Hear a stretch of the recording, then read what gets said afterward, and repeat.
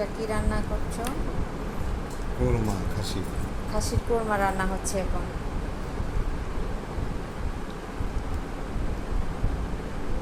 খাসির মাংস প্রায় 1 কেজির মতন, 800 গ্রাম। ভালোভাবে ধুয়ে পরিষ্কার করে নেওয়া হয়েছে। তারপরে একটা প্লাস্টিকের গামলার ভিতরে মাংস রাখা হয়েছে। এখন আমি বিভিন্ন মশলা দিয়ে মাংসগুলোকে সুন্দরভাবে মাখিয়ে দিব। কিছুক্ষণ মিনিট 5 রেখে দিব। তেজপাতা দিলাম, তারপরে পেঁয়াজ কুচি কুচি কেটে দিলাম। যেহেতু হাতের সময় নেই, এই জন্যে পেঁয়াজ বাটা দিতে পারলাম না। পেঁয়াজ বাটা দিলে আরও সুন্দর হতো। এরপরে রসুন বাটা দিলাম।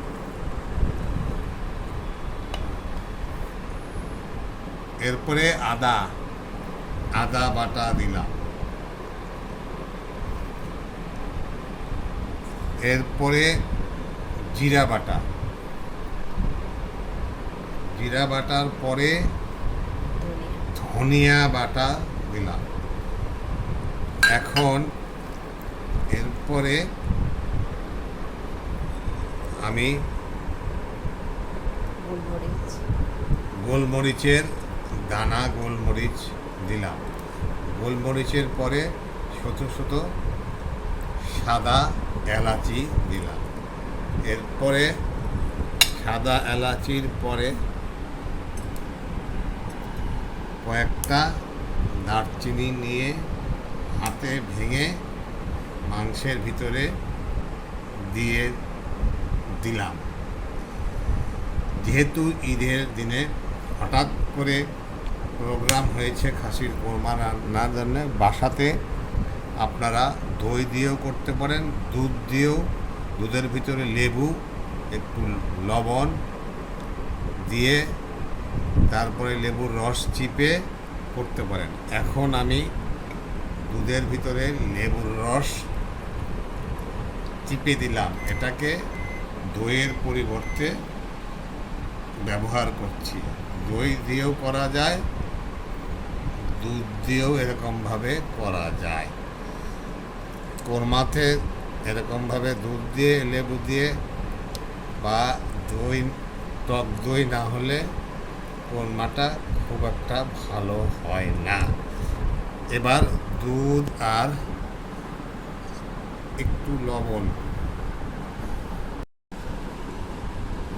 এখন আমি সামান্য পরিমাণ চিনি মাংসের ভিতরে দিচ্ছি। অর্ধেক টেবিল চা চামচ চিনি দিলাম। এরপরে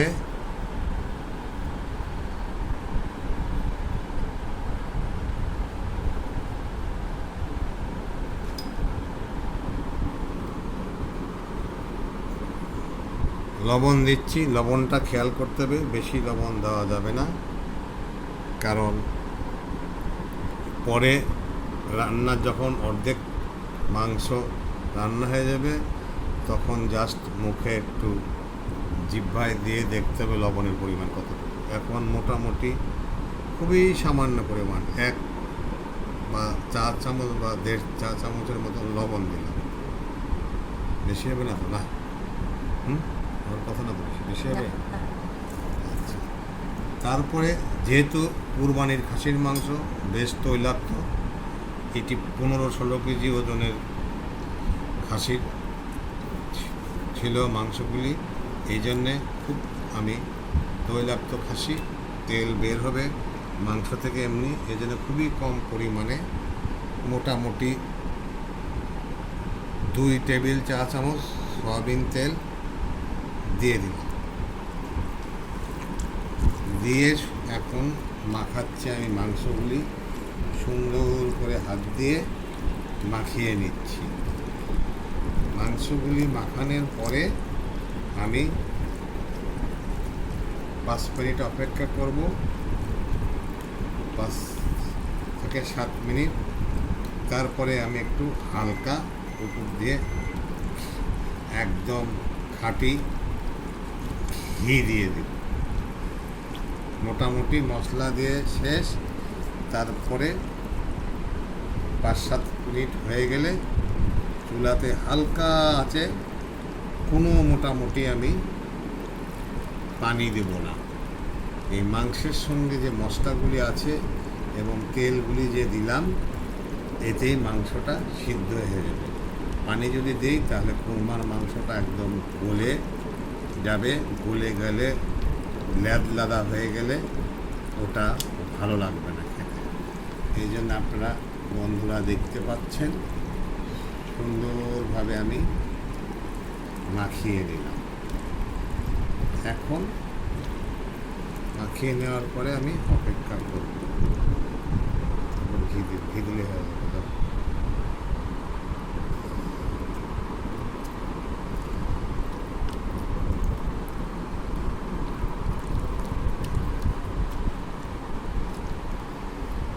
মিনিট সম্পূর্ণ হয়ে গেছে। সবার শেষে এখন কয়েকটা পেস্তা বাদাম, কিশমিশ মাংসতে দিয়ে দিচ্ছি এবং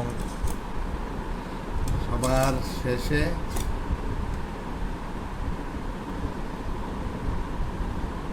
এক টেবিল চা চামচের মতন আমি খাঁটি ঘি দিয়ে দিলাম। এরপরে এখন মাংসগুলোকে আমি সুন্দরভাবে মাখিয়ে দিচ্ছি। আবার দিলেই আমার রান্নার মাখানোর পর্ব শেষ। এখন চুলার ভিতরে পাতিলে রান্না হবে এবং চুলা আঁচটা খুবই মৃদু, নিবু নিবু অবস্থায়, মৃদু আছে প্রথমে 5-7 মিনিট, তারপরে একটু মৃদু আঁচ থেকে হালকাভাবে বাড়িয়ে দেওয়া হবে। তারপরে তরকারিটা যখন টকবক করে ফুটবে, ঢাকনা খুলে দিয়ে দেখতে হবে যে কতটুকু হলো। দেখার পরে মাংস যখন সিদ্ধ সিদ্ধ ভাব হবে, তখন তারপরে 2-1 মিনিট জালে দিয়ে তারপরে লবণটা সবশেষে একটু মুখে দিয়ে কতটুকু প্রয়োজন আছে কি না তারপরে নামিয়ে নিতে হবে।